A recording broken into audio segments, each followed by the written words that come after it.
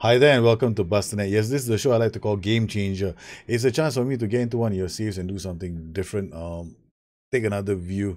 I received this game now. I've had some editing problems.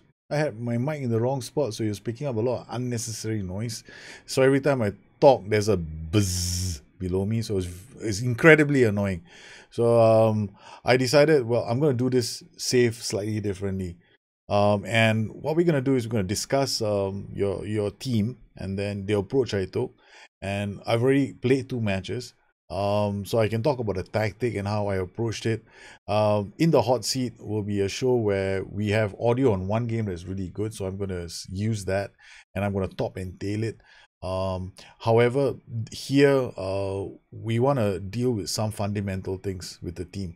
First up, everything seems okay. Financially, you're gonna have to be very careful. Um, you have a transfer budget, so you might be having a net loss at the moment. I'll just be very careful about who I sign next because while you still have some buffer, I would be looking at signing players, one or two more players with some value. So you're gonna use your transfer budget very carefully for the next maybe heading into the December period, right? So you need to find a player with good jumping reach. Now, if I look at your team overall, they seem to be fine. Like most of the players are in the right place. You're doing the right kind of training. You're very focused on the kind of training that you want to do. However, small little changes I'm going to make here and there. For some of the players like Robinson, you've got a youngster, Callum Robinson, who's 22 years old. You trained him as an inside forward. I've actually changed him to an advanced forward, and I'll explain why when it comes to the tactics themselves. Um, in terms of how you've done so far, well, okay, you aren't defeated in the league, but my concern was keeping clean sheets and controlling games, and basically, reaching a point where you're playing your team in the most optimum way possible. Now, your tactic was actually this system. You have two other tactics, but I'm not looking at them. I'm looking squarely at this one because this is the one you're using the most. Now, you have an inside forward, center forward, and attack, winger support. Now, center forward attack is a high CA job, right? And then you've got one player called Maguire who you've been using in that position.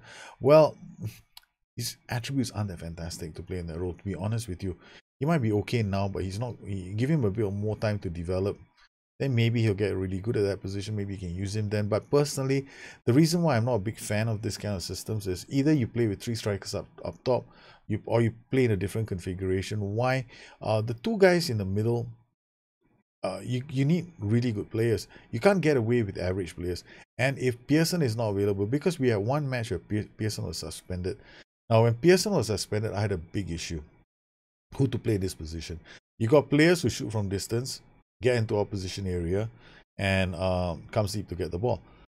So filling these two positions becomes very, very difficult because if Pearson is not available, you don't really have another ball winner here.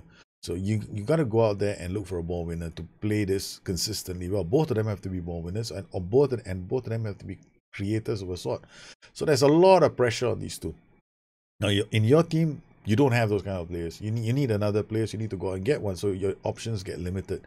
Furthermore, up top, with a configuration like this attacking, you need them to attack space. You need them to be able to do a lot of things on their own. Otherwise, you have to go fluid. Then you bring more players into the equation. Then you run the risk of balls going over the top. You lose. So unless these players are good individually and they have acceleration, then it becomes viable. But if your players have runs acceleration like 12, 13, they're not fantastic going forward. They don't have the physical prowess to play the fisherman strategy, basically. Like, either three on top or these guys attacking the spaces.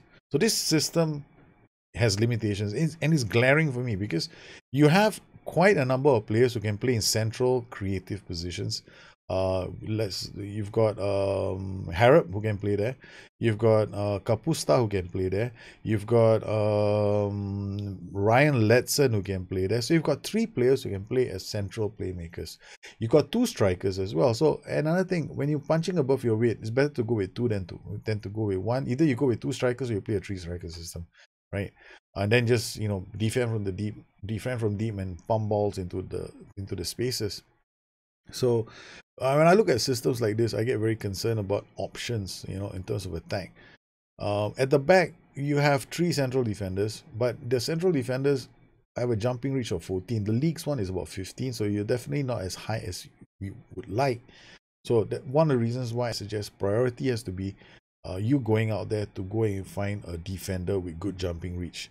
Now, in terms of wingback positions, you've got pretty good wingbacks, so decent wingbacks. I won't say they're great, but they're decent. So you got coverage on the flanks. In the middle, maybe another ball-winning midfielder might be a way to go. Up top, no issues. You have the players to play up top. But would I play this system? No. In fact, what I did was I played 2 games already. We played against Middlesbrough. Against Middlesbrough, in this game, we were extremely aggressive. I mean, we came out of the gate playing a version of my tactic that I have, where we were playing overload structured for literally 90 minutes. Now, when I swapped to a strategy where I was playing on control, what happened was we ended up we gave them a chance. So we were this tactic was being tweaked as we progressed through the match. So I kept tweaking this tactic, and finally we settled on a configuration I was very happy with. We could get the boys out wide, we could drop in crosses, we controlled the match. Overload structure in the opponent's half was giving Middlesbrough a headache. In fact, we were generating as much as 58% possession, and well, while sometimes the players didn't get their shots on, we were trying to find the right role for Maguire. We started with DLF on support, we went to defensive forward, and it was quite a while before I realized that Maguire can't play on the right, he has to play on the left, because Maguire can only play with the right foot. So when he's playing on the right, he's the size of the box becomes very, very difficult for him to score. I mean, it's tough for him to score. Mold, on the other hand, plays an advanced forward, so when he gets the ball, sometimes he runs wide. Earl was getting into space to drilling crosses. So overload structured was seeing us control and dominate the game. So first half, not a problem. Second half, we were still picking up the clearances. Middlesbrough couldn't get the ball out. We were able to get balls out wide to Morzuk, was putting a lot of pressure with his crosses. What I did with the wingback on the left was interesting. I didn't ask him to go down the flanks, right? I asked him to cross from deep. So the wingback on the left was told to cross from deep, and that kind of and I was told to sit narrow to support the midfielder. So what we ended up seeing was nice little move passes from him. Some of these passes were to the center. Sometimes the ball will go from him all the way to the other wingback on the other flank. We were unfortunate. I decided to go control structured at the start of the second half, and we fell behind, a goal to nil.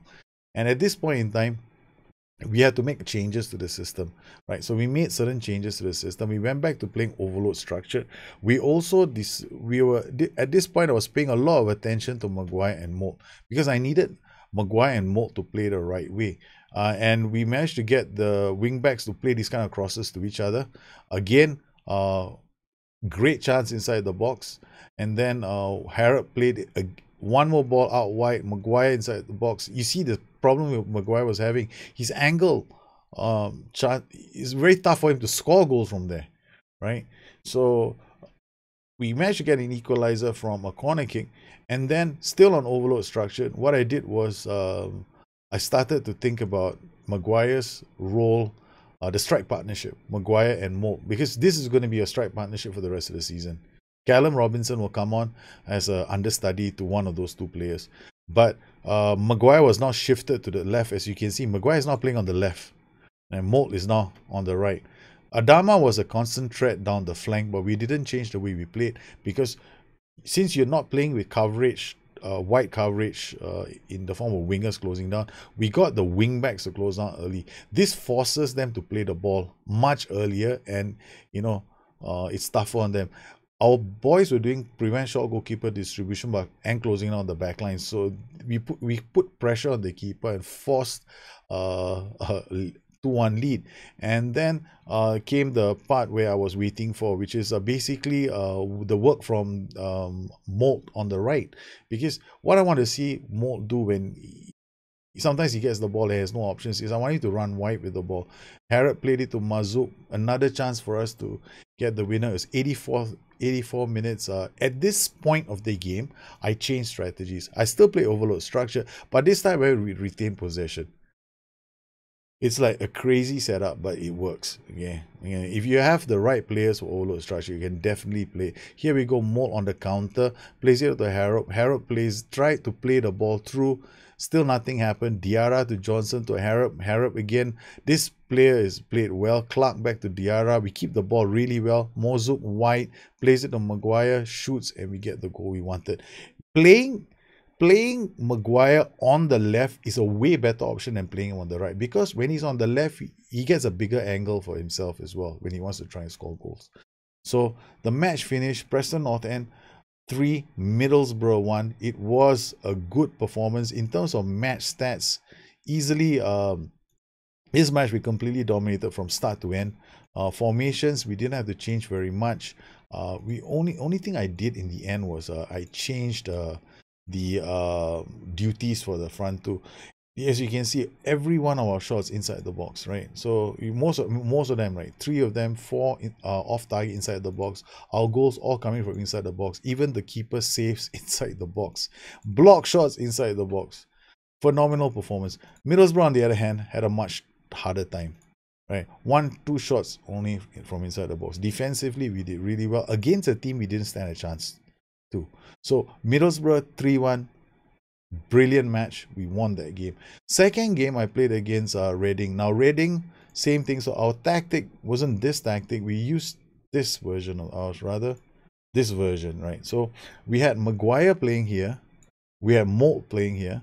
So we had this lineup because Pearson was available. We got wingback on attack, closing down much more, sitting narrow, tackling hard, Mark tighter. So he's aggressive. We got a wingback here who's also very aggressive. We got a carry Relo with a few risky passes. We got DLP. We got an attacking playmaker, basically moving to channels. We got him playing as a defensive forward, so he links up play.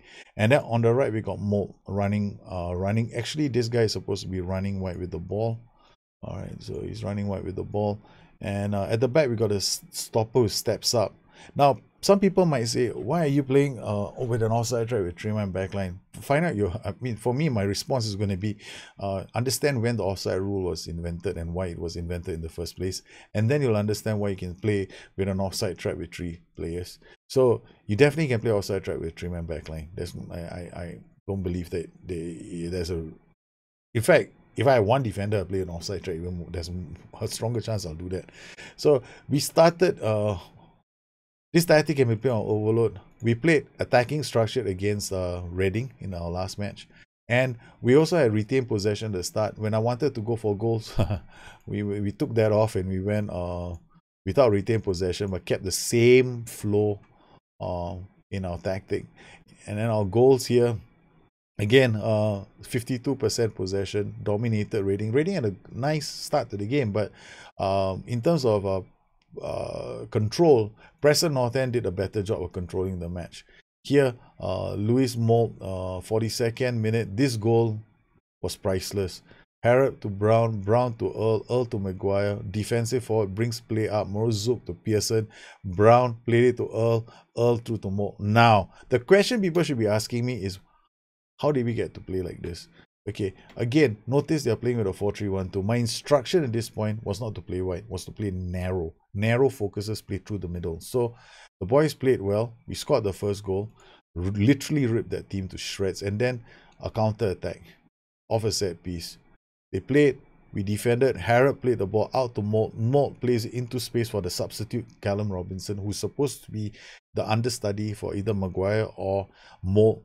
We went on to win this game 2-0 away from home. So the way I see it, your system developing is pretty simple. Okay, if you play with a 3-4-3, you're always going to have this issue.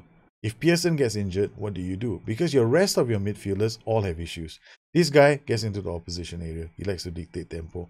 When I'm looking at the rest of the central midfielders, then we are left with players like Charlie Colkett. But Charlie Colkett doesn't tackle. He has no positioning. So he's better off in the AP slot. So we got one player for the AP slot. Then I got to look at Ryan Letson. Ryan Letson doesn't tackle, has decent okay positioning, dictates tempo, tries to play his way out of trouble. I don't want that in the middle of the park. I'd rather him doing it further up the pitch. So he can play as an attacking playmaker as well. So that's two attacking playmakers we have. Then I have okay, you could make an argument to put him here, but I still wouldn't. And that's two players. So both your players can't play in this position. You're left with Brown. Now Brown is pretty okay. He gets into the opposition, plays 1-2s and dives and tackles. Still not ideal because he gets into opposition areas. However, that's a late transitional event. So it happens when you're already camping or you're attacking and he comes late. So that's not too bad, right? Because we got a DLP on defense. So this we can accept. So like for the Carrello, you can accept certain things like even dribbling with the ball. Not too bad. But if he dribble with the ball through the middle, he'll run right into the AP. So not something I would set up intentionally. What I like about the system is its control. So far, we've been able to control a lot of teams playing like this. And I dare say this much. With this tactic, you're probably going to do a lot better with your team because you have more options. The thing is this, you can go narrow, you can go wide. You can focus play down the flanks, you can focus play through the middle. You can rip a team that's playing with no DM by going through the middle. You can rip a team that's that needs to be attacked down the flanks with Mozuk. Because this guy is not going down the flanks, he's sitting narrow. Now, if this guy has got very good passing vision and decisions, and he can switch ball to the other flank, what you're going to get is these diagonals. We had a few of them in our matches where he was playing diagonals into space for Morozuk to attack. And this is happening in a transitional phase, which means that the opposing team is getting back to defend when this is actually happening. So it's devastating because they won't have players in those positions. Morozuk will be attacking empty space and Molt will be ready and attacking the box. So it's a very dangerous setup. So I personally would be going for a system like this because it gives me options. I can play attacking, I can play overload, I can even play control if I wanted to. The only thing that I do differently when I've taken the lead sometimes is go retain possession. That's about it, even on overload structured. Because your players here, they're doing all right. Notice one thing, you got a ball playing defender here, he'll ping balls this way. You got defensive center back. This stopper position is very important because there's nobody in this position. We want Davis to step out early and do something. There were mistakes made by Davis occasionally, but I find that here you need somebody with good jumping reach. And so far you haven't got one yet, so I would suggest you go out there and focus your attention on finding one. Sean Maguire was injured in our last game. We played really well. And the ratings we got from the players in the last few matches has been very, very impressive. So he's doing quite well for you, and I like him as a defensive forward because Maguire sometimes I've noticed in one of my games when I play him as a deep lying forward on support, he has only one player to play to, like this advanced forward. This way he actually passes the ball backwards to what? A playmaker. And these playmakers, you have different players in your team. You got some who get into opposition area, which is nice. You got other players who can play in this position who do things like they come deep to get the ball, right? When they do that, it helps you with matches where you need to control possession more, right? And then you've got one more player here, Charlie Colquitt, who tries to play killer balls and likes to switch balls to other flank. Can you imagine the variety of attacking patterns you have with 3 players? So I'm definitely more interested. If it was me managing Preston North End, I want options. So I've got options with 3 players to play 3 different styles of football with the same tactic without having to change formation, roles, or duties. So if, personally speaking, I go into this game, my entire bench strategy is, okay, option A, I want to run it with teams. Okay, I got one of my attacking playmakers who do that. Option B, I want to be able to switch the ball if I need to, so I'll put one player there. And I think there's one of your players, he has likes 1-2s. Daniel Johnson, if I'm not mistaken. Shoots from distance, it dictates tempo of what is losing. Well, okay, then we have this guy, right? He comes in from distance, doesn't mean it's a bad thing. His long shots attribute is 15. This guy can crack them in from outside the box. So if you can tiki-taka your way, they give you space, he's just going to rifle them in from outside the box. So this is definitely an option for you. I mean, I would definitely be looking at using this as an option. Here we have Callum Robinson, another player who can play in the AP slot or as an understudy striker. We used him as an understudy striker in one of our matches because he gets forward whenever possible and plays 1-2s. In that trio of players, playing 1-2s is a very, very nice trait for at least one of them to have because he's going to give you the one-touch passing that you want between 3 players. So when you're camping in other people's house, it's actually a very, very powerful tool in your team. It's something that I noticed in your games, you tend to favor playing tactics which give you some options, but I am not a big fan of playing something like this. Why? Because if you end up playing against certain systems, you're gonna be dependent on one kind of play, which is these two guys. Either this guy comes up, you could play it wide, you play it wide, and then we hope that a cross comes in, or they screw up and we get to score a goal. So against teams like Leicester City, you play a 5-2-3, same thing. This is a very good indication of what's going to happen to you when you hit into the Premiership. All right. This Leicester City is from the Premier League, so they definitely have some quality in them. If you were to play this setup, this tactic against Premier League opposition, you're probably going to lose. Which is the reason why I much rather you play something like this. This gives you more options. You got players who can drop deep. You have players who can tiki-taka their way through. You have players who can you can switch balls to the other flank with other players. You got wing backs who can attack space. Yeah, so this is definitely the way to go for you. So we have won 2 games on the trot, and we are doing okay. And I think that with this strategy in place, I'm pretty sure that you're going to go quite a long way. So once again, all the instructions: run wide with ball, defensive ball, run wide with ball. This defensive ball doesn't really need to run wide with ball. Close down much more. It's enough. Harrop is going to move into channels. Carrerello playing few risky passes.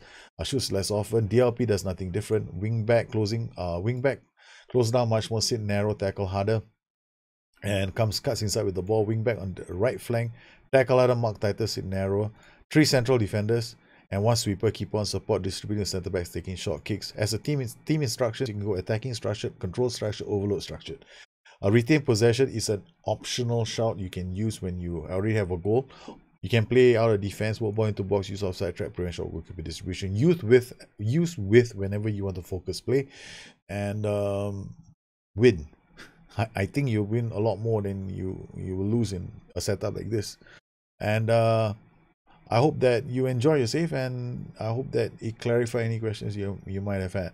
In terms of your training, I don't think there's very much to do. You have gone for fitness. I've changed it around to balance very high. You are playing on a very, very high setting, so be careful whenever you train PPMs, because what's going to happen is you need to track this to make sure that nobody is very heavy.